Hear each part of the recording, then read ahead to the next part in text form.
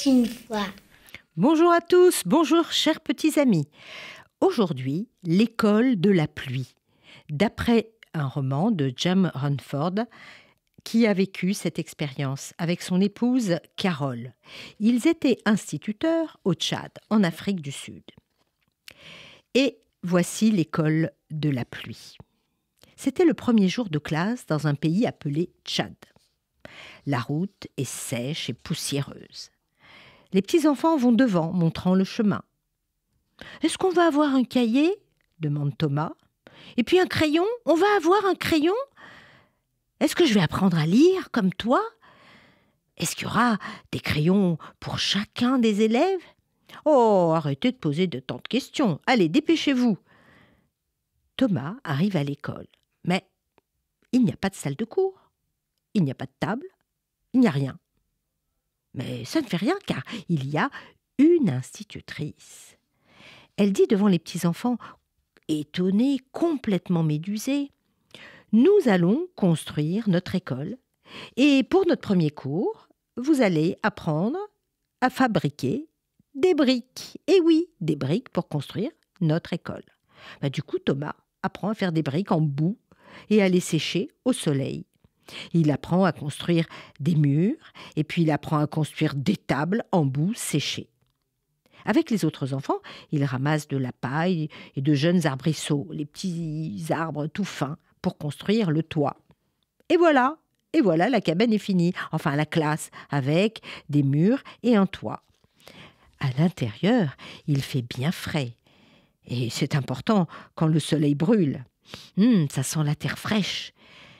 Thomas aide à ramener les petits bancs en bois.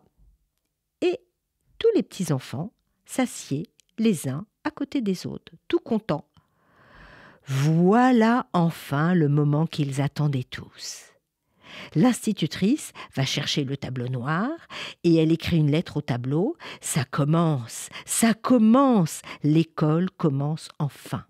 L'institutrice dit bien fort, « Voici le A ». Répétez. « Ah !» répétaient les autres enfants. « Ça commence, c'est l'école !» Dans l'air, elle écrit la lettre avec de grands gestes. Et les enfants répètent encore et encore une fois avec la main, puis crièrent « Ah ! Ah ! Très bien !» dit l'institutrice. Et maintenant, le plus important.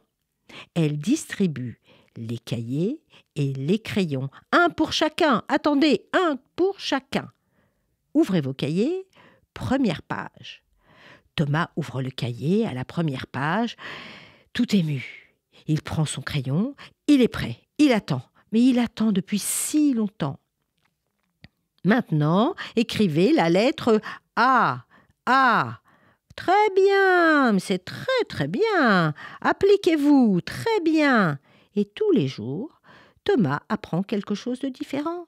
Tous les jours, l'institutrice l'encourage, comme elle encourage tous les autres enfants. Mais c'est excellent, excellent travail, c'est parfait les enfants. Et voilà, les jours et les mois de cours passent très vite, si vite comme en un clin d'œil. Et voilà, l'année scolaire est finie. C'est passé d'un coup. Nous voilà au dernier jour de cours. Thomas a été ému comme au premier. Les enfants ont appris tellement de choses ensemble et grâce à cette institutrice dans cette petite classe tout en bout. Les cahiers sont pleins et usés d'avoir tant servi. Thomas et ses camarades s'exclament « Merci, merci madame, merci, nous savons lire maintenant et la vie est devant nous !» Et oui, bravo les enfants, vous avez bien étudié, vous avez bien travaillé, mes enfants. Les enfants rentrent alors chez eux, avec un sentiment mitigé, à la fois un sentiment de satisfaction et puis d'émotion et de peine. L'école se vide. Oh, elle se vide juste à temps, car la saison des pluies a commencé. Des grosses gouttes tombent, énormes, les vents forts arrachent le toit en paille, et la pluie tombe sur l'école, des grosses gouttes. Les murs en boue sont trempés, et ils tombent brusquement. Les tables s'effondrent aussi, tout redevient terre et boue. Lentement, l'école disparaît. Mais les enfants ont appris les lettres et ça ne disparaîtra pas. Ça ne disparaîtra jamais. Elles sont gravées dans leur mémoire et ils les emportent avec eux. En septembre, l'école recommencera.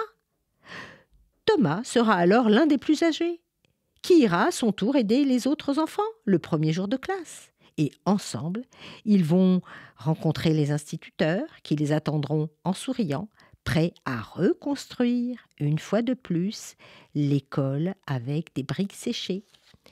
Et voici l'école de la pluie qui ne donne pas le cafard, mais au contraire qui apporte un énorme sentiment de joie. Au revoir à tous!